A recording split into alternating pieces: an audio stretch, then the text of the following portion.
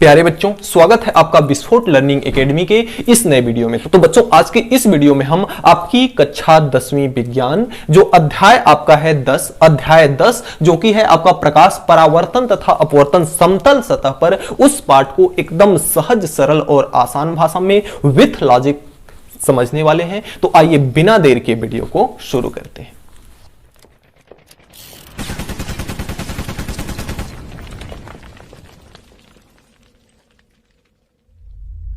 देखिए, कक्षा 9वीं में आप लोगों ने बहुत सारा कुछ पढ़ा है प्रकाश के बारे में। तो मैं ये मान करके ये पाठ आपको पढ़ाऊंगा कि आपने कक्षा 9वीं में प्रकाश से मिला ही नहीं है। तो सबसे पहले हम प्रकाश के बेसिक को आपको समझाएंगे, उसके बाद हम प्रकाश के परावर्तन, प्रकाश के अपवर्तन, वो भी समतल सतह पर कैसे होता है, क्या होता है, इसको बताया जाएगा। तो सबसे पहले हम बताएंगे आपको कि प्रकाश क्या है। तो हम बात कर लें अगर थोड़ा प्रकाश की, तो हम जानते हैं कि हम संसार में जितनी भी वस्तुओं को देखते हैं, विज्ञान आप कक्षा 5वीं से पढ़ रहे हैं और वहां पे आपको प्रकाश की परिभाषा यह बताई जाती है कि जैसे जो हम किसी भी वस्तु को देख पाते हैं तो कैसे देखते हैं, आंखों की सहायता से देखते हैं। कैसे देखते हैं, आंखों की सहायता से। और एक चीज आप लोग विचार कीजिए कि यदि अगर प्रकाश ना हो, प्रकाश का मतलब होता है लाइट, लाइट, लाइट, अगर प्रकाश ना हो, अगर हम अंधेरे कमरे में चले जाएं तो क्या अंधेरे कमरे में जहां पे प्रकाश नहीं है वहां कोई वस्तु हमारी आंख देख पाती है क्या? नहीं देख पाती। तो किसी भी वस्तु को जिसकी सहायता से देखा जाता है,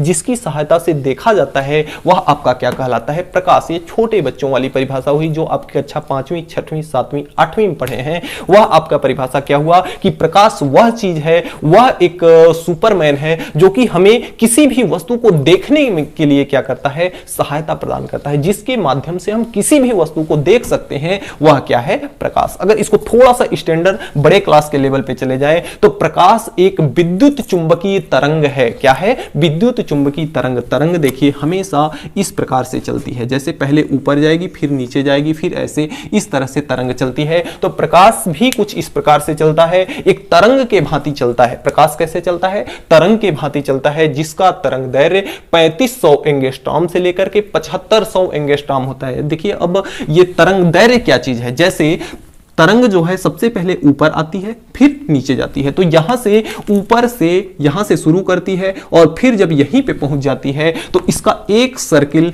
एक चक्र पूरा हुआ माना जाता है। तो इसको एक चक्र पूरा करने में जितना दूरी चलती है तरंग, उसे हम कहते हैं तरंग दैर्घ्य। उसे क्या कहते हैं?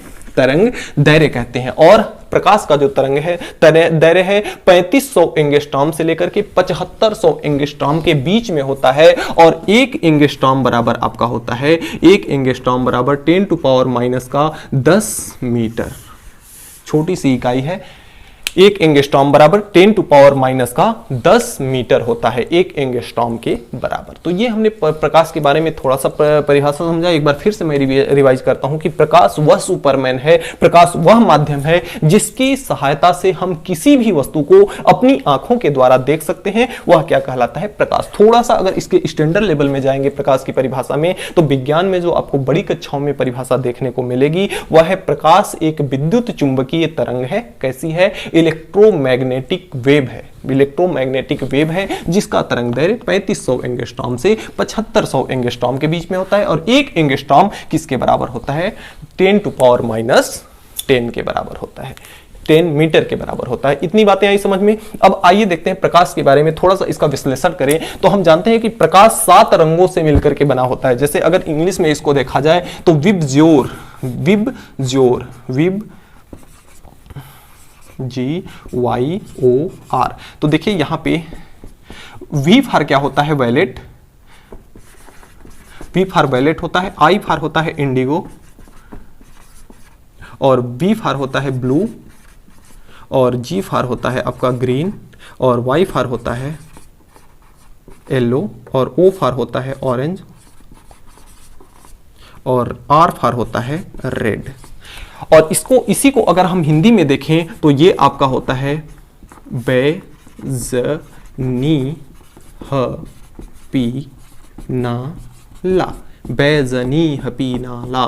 तो बै फार होता है आपका बैगनी, और ज फार होता है जामुनी,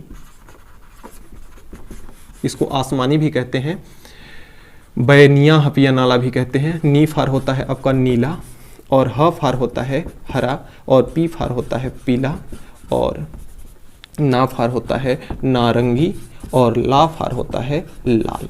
देखिए यहाँ पे प्रकाश जो है 7 रंगों से मिलकर बना होता है, या तो इंग्लिश में हम इसको लिख सकते हैं या तो हिंदी में हम इसको लिख सकते हैं। इन 7 रंग से मिलकर के क्या बनता है आपका श्वेत प्रकाश, जो हम सूर्य, हमारे जो सूर्य देवता हैं जिनसे प्रकाश, देखिए संसार में सबसे बड़ा प्रकाश का जो सबसे बड़ा नोट पॉइंट में आप लिखेंगे कि इस संसार में सबसे बड़ा प्रकाश का स्रोत कौन सा है, सूर्य देवता है, सूर्य है। सबसे बड़ा प्रकाश का स्रोत क्या है, सूर्य। और सूर्य की किरणों में 7 रंग मिले होते हैं, बैगनी, जामुनी, नीला, हरा, पीला, नारंगी और लाल। ये 7 रंग को मिला करके, 7 रंगों का कॉम्बिनेशन मिल करके क्या बनता है आपका श्वेत प्रकाश। इन 7 रंगों को विबज्योर को मिला करके बनता है आपका व्हाइट लाइट, यानी श्वेत प्रकाश। हमारे सूर्य देव से प्रकाश आता है, वह कैसा प्रकाश है, श्वेत प्रकाश है। जो बल्ब जलता है तो रोशनी होती है, वह कैसा प्रकाश है, श्वेत प्रकाश है। और श्वेत प्रकाश कैसे बनता है, इन 7 रंगों से मिलकर के क्या बनता है आपका श्वेत प्रकाश।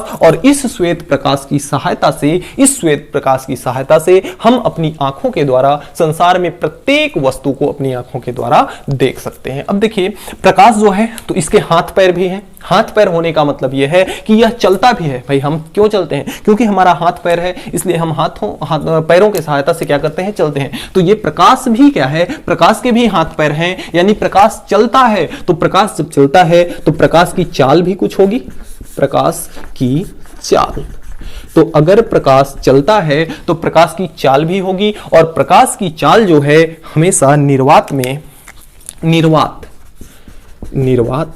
हम किसकी बात कर रहे हैं, निर्वात की बात कर रहे हैं। अब ये निर्वात क्या चीज होता है, जैसे वात का मतलब होता है हवा, और नीर का मतलब होता है जहां ना हो, जहां पे हवा उपस्थित ना हो वह क्या कहलाती है, निर्वात कहलाता है। जहां पे हवा उपस्थित ना हो वह क्या कहलाता है, निर्वात कहलाता है। और निर्वात में जो प्रकाश की चाल होती है, निर्वात में प्रकाश की चाल, इसे हम C से प्रदर्शित करते हैं। तो निर्वात में प्रकाश की चाल जो होती है 3 × 10⁸ मीटर प्रति सेकेंड होती है। अब देखिए ये कोई छोटी मोटी चीज नहीं है, ये आपका जो दिख रहा है ये कोई छोटी मोटी चीज नहीं है। अगर इसको किलोमीटर प्रति सेकेंड में बदलेंगे तो इसकी चाल जो है 3 × 10⁻, किलोमीटर में, तो 1 किलोमीटर में 1000 मीटर, यानी इसके 3 जीरो गायब हो जाएंगे, यानी 10⁵ किलोमीटर प्रति सेकेंड। अब इसका मतलब क्या है, 3 × 10⁵, यानी 3 के आगे 1 2 3 4 5, इकाई, दहाई, सैकड़ा, हजार, 10,000, लाख,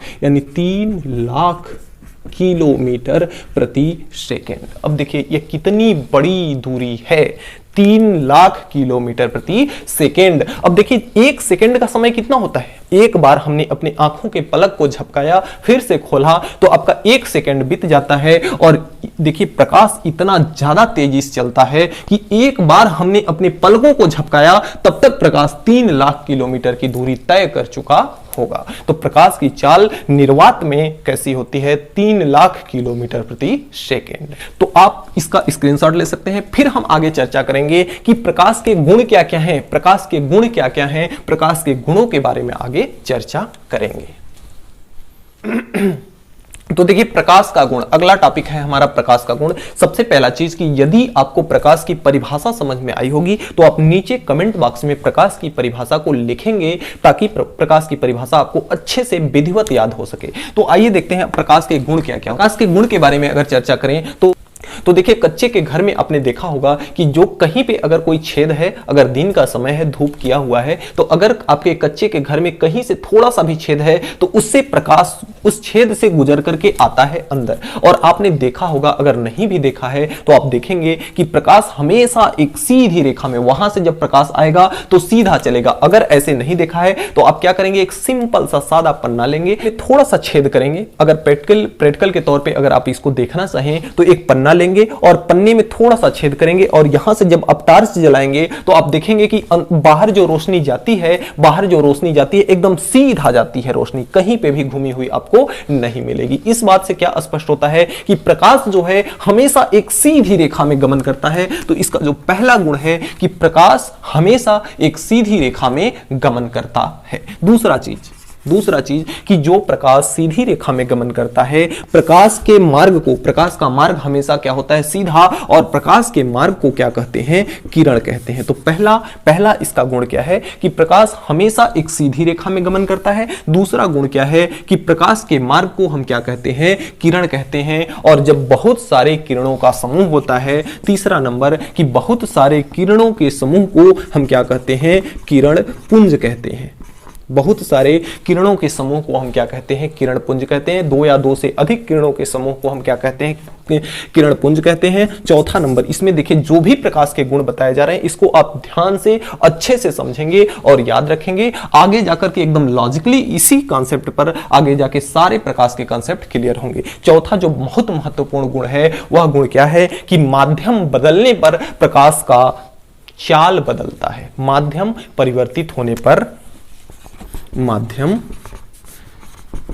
परिवर्तन से प्रकाश की चाल क्या होती है, परिवर्तित होती है। माध्यम बदलने से प्रकाश की चाल क्या होती है, परिवर्तित होती है। जैसे आपने देखा होगा कि अगर आप स्कूल से बाहर ग्राउंड में हैं और दौड़ते हुए आप अगर आप अपने कमरे में आएंगे, अपने कक्षा में आएंगे, तो बाहर आपकी जो स्पीड रहेगी, अंदर जैसे ही आप घुसेंगे कमरे के अंदर आपकी स्पीड कम हो जाएगी। क्यों? क्योंकि बाहर आपका खुला हुआ है। बाहर से आप अगर दौड़ के आते हैं तो तेजी से आएंगे, और अंदर जब क्लासरूम में आएंगे तो वहां आपका टेबल होगा, कुर्सी होंगी, जिसके कारण आपका वेग क्या हो जाएगा, घट जाएगा। और इसके उल्टा अगर क्लास से दौड़ते हुए अब आप बाहर जाएंगे तो क्लास में उतना तेजी से नहीं दौड़ सकते जितना कि आप बाहर दौड़ सकते हैं, क्योंकि क्लास में आपका टेबल, मेज, कुर्सी वगैरह हैं, जिसके कारण आप उतना तेजी से नहीं दौड़ पा रहे हैं, और बाहर आपका खुला हुआ है, इसलिए आप सबसे तेजी से बाहर दौड़ सकते हैं। उसी प्रकार से अगर कोई माध्यम है, माध्यम का मतलब जैसे ये हुआ कि अगर इसको कांच में चलना है, क्या चलना है, कांच में चलना है, और कांच से होकर के इसको जाना है कहां, लकड़ी में। अगर कांच से, या तो मान लेते हैं कि इसमें जाना है पानी में। सबसे पहले प्रकाश, अगर मान लेते हैं कि एक कांच का टुकड़ा लेते हैं, कांच से अगर प्रकाश को हम यहां से कांच पे प्रकाश अगर फोकस मारें और बाहर क्या रखा हो, पानी रखा हुआ, तो जब कांच से प्रकाश प्रवेश करेगा तो कांच में प्रकाश की चाल अलग होगी और पानी में प्रकाश की चाल अलग होगी। देखिए जो चीज ठोस होता है, जैसे पानी की अपेक्षा कांच क्या है, ठोस है, तो कांच आपका कहलाएगा सघन माध्यम और पानी जो है आपका कहलाएगा विरल माध्यम। जिसके अणु पास पास होते हैं वह कहलाता है सघन माध्यम, जिसके अणु दूर दूर होते हैं वह कहलाता है विरल माध्यम। तो कांच की अपेक्षा पानी के जो अणु होते हैं वह क्या होते हैं, दूर दूर होते हैं। जैसे अगर लकड़ी और लोहा को ले लिया जाए, लकड़ी और लोहा, तो लोहा के अणु पास पास होते हैं इसलिए यह सघन माध्यम है। लकड़ी के अणु लोहा से दूर दूर होते हैं इसलिए क्या है, यह विरल माध्यम है। अगर लकड़ी और पानी को ले लिया जाए तो लकड़ी आपका सघन माध्यम है, पानी आपका विरल माध्यम है। इनके आधार पर अभी आपको बताया जाएगा। तो इसका जो मोस्ट गुण है वह है माध्यम बदलने पर, माध्यम यानी कांच से अगर पानी में आता है या पानी से कांच में जाता है तो प्रकाश की चाल जो है क्या होती है, बदलती है। प्रकाश की चाल क्या होती है, बदलती है। तो माध्यम परिवर्तन होने पर प्रकाश की चाल क्या होती है, बदलती है। तो देखिए हमारा अगला जो टॉपिक है प्रकाश से संबंधित घटनाएं। प्रकाश से संबंधित घटनाएं क्या क्या होती हैं उस चीज को हम यहाँ पे समझेंगे। तो देखिए पहली घटना, देखिए इसमें दो प्रकार की घटनाएं होती हैं। कितने प्रकार की घटनाएं होती हैं, दो प्रकार की। पहले ध्यान से आप समझते जाइएगा, बाद में सब कुछ एकदम बिल्कुल से मक्खन हो जाएगा। जो जो यहाँ बताया जा रहा है एकदम ध्यान पूर्वक आप सुनेंगे। देखिए प्रकाश से संबंधित घटनाएं, प्रकाश से संबंधित घटनाएं। चौथा इसका जो गुण था उसमें हमने पढ़ा है कि जब प्रकाश एक माध्यम से दूसरे माध्यम में जाता है, यानी जब माध्यम परिवर्तित होता है तो प्रकाश की चाल क्या होती है, बदलती है। तो यहां पे देखिए प्रकाश से संबंधित घटनाएं में एक हम पृष्ठ ऐसा लेते हैं, एक पृष्ठ ऐसा लेते हैं कि जो कि बाहर की तरफ कलई किया गया हो, पॉलिश किया गया हो। इसको हम कहते हैं, देखिए सबसे पहले इसका नामकरण करें। इधर जो है इसको कहते हैं हम समतल सतह, समतल सतह, और ये जो नीचे वाला पॉइंट है इसको हम कहते हैं पॉलिश सतह, पॉलिश सतह। एक घटना हमारी इस प्रकार से हो सकती है और दूसरा पृष्ठ इस प्रकार से हो सकता है। यहां पे देखिए ऊपर में आपका माध्यम अलग है, माध्यम एक है, और नीचे आपका माध्यम अलग है, यानी कि नीचे आपका अलग माध्यम है, इसके नीचे आपका अलग माध्यम है और इसके ऊपर आपका दूसरा माध्यम है। ठीक उसी प्रकार से यहां एक स्लैब लिया गया है, ये आपका क्या है, समतल सतह है। और इस तरफ भी समतल सतह है, इस तरफ भी समतल सतह है, और इधर आपका अलग माध्यम है, माध्यम 1, और इधर आपका अलग माध्यम है, माध्यम 2। तो देखिए यहां पे दोनों में कंडीशन क्या है कि इसमें नीचे तरफ पॉलिश किया गया है। जब प्रकाश यहां पे आएगा तो पॉलिश यहां होने के कारण प्रकाश नीचे नहीं आ सकता। और ये जो दूसरा कंडीशन है, ये आपका पहला कंडीशन है, ये आपका दूसरा कंडीशन है। तो दूसरे कंडीशन में पॉलिश वगैरह कुछ नहीं किया गया है, सीधा सीधा एक समतल सतह रखा गया है। यहां पे जब प्रकाश पड़ेगा तो प्रकाश यहां से यहां आसानी से आ सकता है, और यहां माध्यम अलग है, यहां माध्यम अलग है। हम जानते हैं कि माध्यम परिवर्तित होने पर प्रकाश की चाल बदल जाती है। अब देखिए यहां से पहले अगर कंडीशन को देखें, हम मान लेते हैं प्रकाश यहां से चलती है। दूसरी चीज की हम जानते हैं प्रकाश हमेशा एक सीधी रेखा में जाती है। तो अगर प्रकाश यहां से चलेगी, यहां से अगर प्रकाश चलेगी तो यहां पे जब पड़ेगी, प्रकाश यहां से आ रही है, आने वाली किरण, प्रकाश के मार्ग को किरण कहते हैं। तो आने वाली जो किरण है उसे हम कहते हैं आपतित किरण। उसे क्या कहते हैं? आपतित किरण। तो जब प्रकाश इस परावर्तक पृष्ठ पर पड़ेगी तो चूंकि नीचे की तरफ जा नहीं सकती, तो ये क्या करेगी, जिस माध्यम में आ रही है उसी माध्यम में वापस लौट जाएगी। जिस माध्यम में प्रकाश की किरण आती है उसी माध्यम में लौट जाती है, और जाने वाली किरण को कहते हैं हम परावर्तित किरण। और जिस बिंदु पर, समतल सतह के जिस बिंदु पर यह प्रकाश की किरण आती है, इस बिंदु को हम कहते हैं आपतन बिंदु। उस बिंदु को हम क्या कहते हैं? आपतन बिंदु। और आपतन बिंदु से अगर हम 90 डिग्री पे एक लाइन खींच दें इस प्रकार से, जो कि इससे कितना कोण बनाए, 90 डिग्री का, तो ये लंब है, इस पर क्या है? लंब है, इसलिए इसको कहते हैं अभिलंब। फिर से एक बार जो चीज यहां बताया जा रहा है, मैं बार बार कह रहा हूं, उसको आराम से आप ध्यानपूर्वक देखिए। अंतिम में जाके इतना मस्त लिंक करा दिया जाएगा आपको कि एकदम सहज, एकदम आपको समझ में आ जाएगा। परिभाषा, किसी भी प्रकार की कोई परिभाषा आपको रटने की जरूरत नहीं पड़ेगी। देखिए सबसे पहले कि प्रकाश यहां से आ रहा है, आने वाली किरण को आपतित किरण। प्रकाश हमेशा सीधी रेखा में चलता है और प्रकाश के मार्ग को हम किरण कहते हैं, तो आने वाली किरण आपतित किरण कहलाएगी। और चूंकि यहां पे कलई किया गया है, पॉलिश किया गया है, तो इस तरफ तो प्रकाश जा नहीं पाएगी, तो प्रकाश उसी माध्यम में वापस लौट जाएगी, और जाने वाली किरण को हम कहते हैं परावर्तित किरण। और यह आपतित किरण समतल सतह के जिस बिंदु पर टच करती है उसे हम कहते हैं आपतन बिंदु। और उस आपतन बिंदु पर अगर 90 डिग्री पर एक लाइन खींच दें तो वह क्या कहलाता है? अभिलंब। आने वाली किरण को आपतित किरण, जाने वाली किरण को परावर्तित किरण। आपतित किरण जिस बिंदु पर मिलती है समतल सतह पर उसे आपतन बिंदु, और आपतन बिंदु पर डाला गया लंब क्या कहलाता है? अभिलंब कहलाता है। तो यहां पे देखिए ये सारी बातें समझ में आ गई। अब देखिए ये जो घटना यहां पे हो रही है, ये जो पूरी घटना हो रही है वह क्या है? प्रकाश का परावर्तन। प्रकाश का क्या हो रहा है? परावर्तन। तो देखिए प्रकाश के परावर्तन की आप परिभाषा कैसे बनाएंगे? ये पूरी घटना जो है आपका क्या है? प्रकाश का परावर्तन है।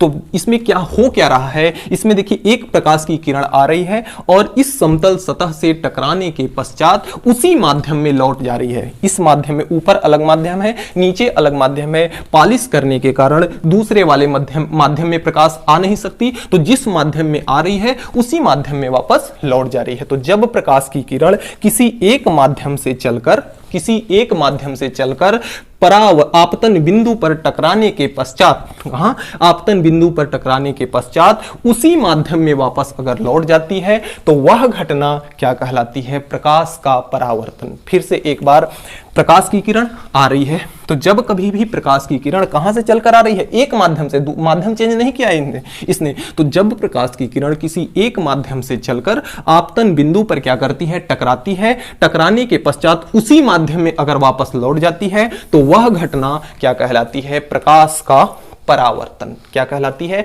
प्रकाश का परावर्तन। अब देखिए यहां अभिलंब के साथ जो आपतित किरण के साथ जो कोण बनता है उसे हम कहते हैं आपतन कोण। आपतन कोण, इसे हम किससे प्रदर्शित करते हैं? कोण आई से। तो ये आपका है आपतन कोण आई। और जो परावर्तित किरण और अभिलंब के मध्य जो कोण बनता है इसे हम कहते हैं परावर्तन कोण। क्या कहते हैं? परावर्तन कोण। और इसे हम R से प्रदर्शित करते हैं। सॉरी, ये आपका फ्रेम कट जा रहा है, यहां पे लिख देते हैं। तो ये जो परावर्तित किरण और अभिलंब के मध्य जो कोण बनता है उसे हम कहते हैं परावर्तन कोण, और इसे हम कोण R से प्रदर्शित करते हैं। किससे प्रदर्शित करते हैं? कोण R से प्रदर्शित करते हैं। अब देखिए परावर्तन, सबसे इसको हम अभी फिलहाल रफ करते हैं, अपवर्तन बाद में समझेंगे, सबसे पहले परावर्तन समझ लें। तो देखिए आपतित किरण और अभिलंब के बीच बना कोण क्या कहलाता है? आपतन कोण, और इसे कोण I से प्रदर्शित करते हैं। और परावर्तित किरण और अभिलंब के मध्य बना कोण क्या कहलाता है? कोण R, और इसे यह क्या कहलाता है? परावर्तन कोण कहलाता है, और इसे R से प्रदर्शित किया जाता है। अब देखिए परावर्तन के दो नियम होते हैं, परावर्तन के दो नियम होते हैं। तो अब हम देखते हैं परावर्तन के नियम, परावर्तन के नियम। तो परावर्तन के दो नियम होते हैं। पहला नियम आपका यह है कि आपतित किरण, परावर्तित किरण और आपतन बिंदु पर डाला गया अभिलंब, आपतित किरण, परावर्तित किरण और आपतन बिंदु पर डाला गया अभिलंब, तीनों एक ही तल में होते हैं। एक ही तल का मतलब यह हुआ, जैसे देखिए अगर आपका आपतित किरण देखा जाए तो आपतित किरण किस पे बनी है? ये आपका व्हाइट बोर्ड जो है, व्हाइट बोर्ड एक तल है। व्हाइट बोर्ड क्या है? एक तल है। अगर इसमें एक ऐसे अगर तल रहता, इस प्रकार से अगर आपका एक तल रहता, तो एक तल ये हो जाता और एक तल ये हो जाता, लेकिन यहां पे व्हाइट बोर्ड पर केवल एक ही तल है, जो कि कैसे है? इस तरह से समतल है। तो ये आपका एक तल है। तो आपतित किरण, अभिलंब और परावर्तित किरण तीनों एक ही तल में होते हैं। यही है परावर्तन का पहला नियम। ये क्या है? परावर्तन का पहला नियम। तो तीनों एक तल में कैसे हैं? आपतित किरण जो है हमने कहां बनाया है? व्हाइट बोर्ड पे। अभिलंब कहां बनाया है हमने? व्हाइट बोर्ड पे। परावर्तित किरण हमने कहां बनाया है? व्हाइट बोर्ड पे। तो तीनों को हमने व्हाइट बोर्ड पे बनाया है। तो पहला नियम सहज सा एकदम है, आपतित किरण, अभिलंब और परावर्तित किरण तीनों कहां होते हैं? एक ही तल में होते हैं। तीनों कहां होते हैं? एक ही तल में होते हैं। ये आपका परावर्तन का पहला नियम है। अगर दूसरे नियम को देखा जाए तो आपतन कोण और परावर्तन कोण, आपतन, दूसरा नियम जो है आपतन कोण बराबर है परावर्तन कोण के। आपतन कोण और परावर्तन कोण आपस में बराबर होते हैं। मोस्ट इंपॉर्टेंट नियम प्रकाश के परावर्तन का दूसरा नियम, आपतन कोण और परावर्तन कोण आपस में बराबर होते हैं। यानी कि प्रकाश की किरण जितने कोण पे आती है उतने ही कोण पे परावर्तन के पश्चात वापस चली जाती है। तो आपतन कोण और परावर्तन कोण आपस में क्या होते हैं? बराबर होते हैं। यही प्रकाश का परावर्तन का दूसरा नियम है। पहला नियम कि ये तीनों एक ही तल में होते हैं। दूसरा नियम आपतन कोण और परावर्तन कोण आपस में क्या होते हैं? बराबर होते हैं। तो ये आपका परावर्तन, प्रकाश के परावर्तन का संपूर्ण इतिहास हमने बताया है। अगर वीडियो आपको समझ में आ रही हो तो वीडियो को पॉज कीजिए और अभी कमेंट कीजिए कि हाँ सर हमें समझ में आ रहा है। फिर हम इसके दूसरे घटना पे चलते हैं, प्रकाश के अपवर्तन के। और आप अगर अच्छे से ध्यानपूर्वक अगर वीडियो देखते हैं तो आपको रटने की किसी भी प्रकार की कोई आवश्यकता नहीं है। तो आइए अब देखते हैं प्रकाश के अपवर्तन को। तो इसका जो दूसरा घटना है वह है प्रकाश का अपवर्तन। प्रकाश का अपवर्तन क्या चीज होता है? देखिए वहां पे हमारा क्या था? सब कुछ यहां वही है, बस जो ये हम सतह लिए हैं उसमें क्या था कि नीचे की तरफ पॉलिश किया हुआ था और इसमें कोई भी पॉलिश नहीं किया हुआ है। और ऊपर की तरफ आपका अलग माध्यम है, नीचे की तरफ आपका अलग माध्यम है। इसमें क्या होगा कि जब कोई प्रकाश की किरण जैसे यहां से आती है, सबसे पहले जब कोई प्रकाश की किरण यहां से आती है इस प्रकार से यहां पे पड़ेगी। प्रकाश की किरण हमेशा सीधे जाती है और जो जाने वाली किरण होती है उसे हम कहते हैं आपतित किरण। आपतित किरण। अब देखिए आपतित किरण जिस बिंदु पर, समतल सतह के जिस बिंदु पर मिलती है उसे हम कहते हैं आपतन बिंदु। आपतन बिंदु क्या कहते हैं? आपतन बिंदु कहते हैं। तो ये आपका आपतन बिंदु है। अब देखिए जिस सतह पर आपतन बिंदु पर अगर हम 90 डिग्री की अगर एक लाइन बना दें तो यह क्या कहलाएगी? यह कहलाएगी अभिलंब। क्या कहलाएगी? अभिलंब कहलाएगी। तो ये आपकी अभिलंब हो गई। अब देखिए आपतित किरण यहां से जब आई, यहां से आई और इस सतह पर जब टकराई, टकराने के पश्चात यहां से अलग माध्यम था, यहां पे आने पर अलग माध्यम हो जाएगा। और माध्यम बदलने पर हमने इसका गुण नंबर 4 पढ़ा है कि माध्यम बदलने पर प्रकाश की चाल बदल जाती है। तो जो प्रकाश की किरण आती और सीधा सीधा इस प्रकार से जाती, अगर आती, इसको कोई अगर डिस्टर्ब नहीं करता, इस किरण को अगर कोई भी डिस्टर्ब नहीं करता, यहां पे माध्यम परिवर्तित नहीं होता, तो ये किरण सीधे सीधे चली जाती। लेकिन यहां पर इसको डिस्टर्ब किया जा रहा है, कैसे? माध्यम को परिवर्तित करके। तो इस किरण को डिस्टर्ब किया जा रहा है माध्यम को परिवर्तित करके, और माध्यम को परिवर्तित करने पर प्रकाश की चाल बदल जाती है। तो प्रकाश की चाल जब यहां पे अमेजिंग कीजिए कि प्रकाश एकदम अचानक से तेजी से आ रहा है और अचानक से उसका वेग घट जाएगा, तो वह अपने रास्ता को भटक जाएगा और रास्ता से क्या करेगा? या तो अभिलंब से दूर हट जाएगा, या तो मतलब इधर चला जाएगा, या तो फिर इधर चला जाएगा। अलग बनाते हैं कि जैसे अगर प्रकाश की किरण यहां आती है तो इसको जाना चाहिए था इधर, लेकिन यह क्या करती है और यहां पे बना लेते हैं अभिलंब। ठीक इसी घटना को हमने बनाया है, और ये आपकी प्रकाश किरण है। तो या तो प्रकाश की किरण इधर चली जाएगी, या तो प्रकाश की किरण इधर चली जाएगी। अब ये आपका है अभिलंब, ये क्या है? अभिलंब। तो जब प्रकाश की किरण एक माध्यम से चलकर आती है और परावर्तक पृष्ठ नहीं है, समतल पृष्ठ पर टकराने के पश्चात, आपतन बिंदु पर टकराने के पश्चात वह अपने मार्ग से विचलित हो जाती है, अपने मार्ग से भटक जाती है, विचलित हो जाती है। जैसे प्रकाश की किरण जिस रफ्तार से आई, यहां पे माध्यम परिवर्तित होने पर इसका चाल बदल जा रहा है, और चाल बदलने के कारण ये जो प्रकाश की किरण है अपना पथ, अपना रास्ता भटक जा रही है, विचलित हो जा रही है। तो यह घटना, यह पूरी घटना क्या कहलाती है? प्रकाश का अपवर्तन कहलाती है। एकदम लॉजिकली समझाया गया है। देखिए, प्रकाश की किरण जब एक माध्यम से चलकर दूसरे माध्यम में प्रवेश करती है तो वह अपने पथ से विचलित हो जाती है, या तो अभिलंब से दूर हटती है, या तो अभिलंब के पास आती है। तो यह घटना प्रकाश का क्या कहलाता है? अपवर्तन। जब प्रकाश की किरण एक माध्यम से चलकर दूसरे माध्यम में प्रवेश करती है तो वह अपने पथ से विचलित हो जाती है, या तो अभिलंब से दूर हटती है, या अभिलंब के पास आती है, या तो अभिलंब से दूर, या तो अभिलंब के पास। तो इस प्रकार की पूरी घटना क्या कहलाती है? प्रकाश का अपवर्तन। तो इस परिभाषा को आप आसानी से समझ सकते हैं।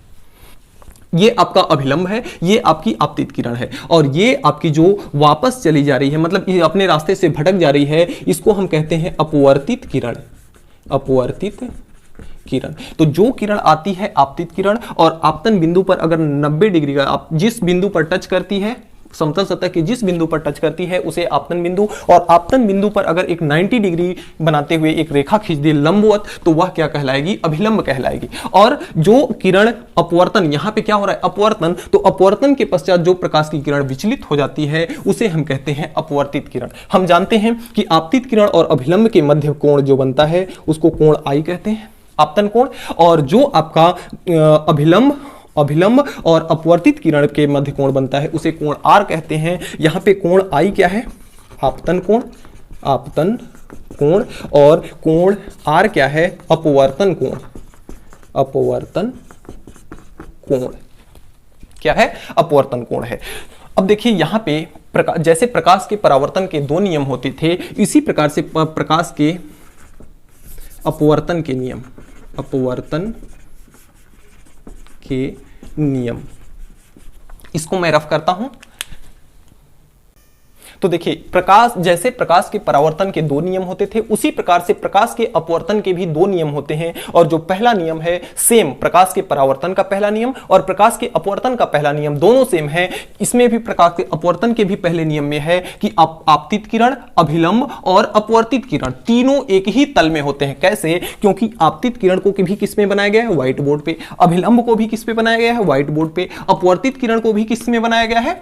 व्हाइट बोर्ड पे। तो ये तीनों किस में है? एक ही तल में है। तो परावर्तन का पहला नियम और अपवर्तन का पहला नियम दोनों सेम है, तो इसलिए परावर्तन और अपवर्तन के पहले नियम को याद रखेंगे। और दूसरा नियम, अपवर्तन का दूसरा नियम क्या है कि आपतन कोण, आपतन कोण क्या है? कोण आई। आपतन कोण की जा का मतलब साइन, साइन जो साइन थीटा आपका होता है, साइन की हिंदी क्या होती है? ज्या। साइन की हिंदी क्या होती है? ज्या होती है। तो आपतन कोण की ज्या, कोण आई क्या है? आपतन कोण। तो आपतन कोण की ज्या, यानी कि इसको कोण लिखने की जरूरत नहीं है, साइन लिखा हुआ है। आपतन कोण की ज्या और अपवर्तन कोण की ज्या का अनुपात, अपवर्तन कोण क्या है? आर। आपतन कोण की ज्या यानी साइन, अपवर्तन कोण की ज्या यानी साइन का अनुपात, अनुपात का मतलब होता है भाग, इन दोनों का अनुपात एक नियतांक होता है। क्या होता है, नियतांक होता है। अपवर्तन का दूसरा नियम है कि आपतन कोण की जा का मतलब होता है साइन। तो आपतन कोण की जा, अपवर्तन कोण की जा का अनुपात, अनुपात का मतलब भाग, यह क्या होता है, नियतांक होता है। यही है अपवर्तन का दूसरा नियम और इस नियम को हम कहते हैं स्नेल का नियम। इस नियम को स्नेल का भी नियम कहते हैं। तो अगर परीक्षा में आपसे पूछता है स्नेल के नियम को लिखिए, तो स्नेल के नियम को आप क्या लिखेंगे कि आपतन कोण की जा और अपवर्तन कोण की जा का अनुपात सदैव एक स्थिरांक या नियतांक होता है। तो ये आपका है अपवर्तन का दूसरा नियम। तो इस प्रकार से हम प्रकाश के परावर्तन और प्रकाश के अपवर्तन की परिभाषा और इनके दोनों नियमों को अच्छे तरह से लॉजिकली एकदम समझ लिए।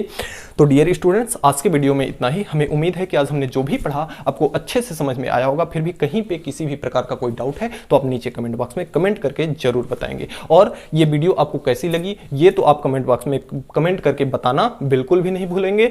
तो अगर आपने हमारे चैनल को अभी तक सब्सक्राइब नहीं किया है तो चैनल को सब्सक्राइब करके बेल आइकन को प्रेस जरूर कर लेना, ताकि मेरी अगली आने वाली वीडियो की नोटिफिकेशन सबसे पहले आप तक पहुंच सके। तो मिलते हैं नेक्स्ट वीडियो में नेक्स्ट टॉपिक के साथ। तब तक के लिए गुड बाय।